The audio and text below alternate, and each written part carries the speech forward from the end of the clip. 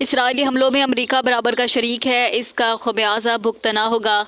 ईरानी वज़ीर ख़ारजा अब्बास अराग़ची का कहना है कि इसराइल के हमलों में अमेरिका बराबर का शरीक है और इसका खमियाजा भुगतना होगा। तेहरान में प्रेस कॉन्फ्रेंस करते हुए ईरानी वज़ीर ख़ारजा अब्बास अराग़ची का कहना था कि इसराइल पर जवाबी हमला बैनुल-अक़वामी क़वानीन के मुताबिक अपने दिफा में किया। ईरान ने इसराइल के फ़ौजी और इक़्तिसादी अहदाफ़ को निशाना बनाया। ईरानी वज़ीर ख़ारजा का कहना था कि अमेरिका ने ईरान को मकतूब भेजकर इसराइली हमले में शरीक ना होने का दावा किया है।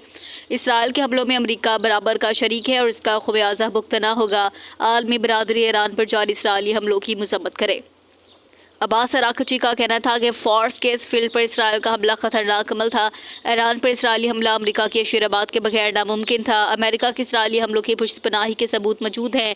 उनका कहना था कि इसराइल के खिलाफ जंग को ईरान दीगर ममालिक तक तोसी करने का ख़्वाह नहीं, लेकिन अगर मजबूर किया गया तो ईरान जंग को दीगर ममालिक तक बढ़ाने पर गौर कर सकता है।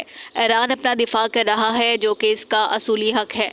ईरानी वज़ीर ख़ारजा ने कहा कि बैनुल-अक़वामी एटमी तवानाई एजेंसी ईरान के नेतन्ज़र रिएक्टर पर इसराइली हमले की मज़म्मत करे। ईरान किसी ऐसे मुआहदे का हिस्सा नहीं बनेगा जो इसे जोहरी तवानाई के हसूल से रोके। इसराइल ने अहम ईरानी अहदेदार शहीद करके जोहरी मुज़ाकरात सबूताज़ करने की कोशिश की।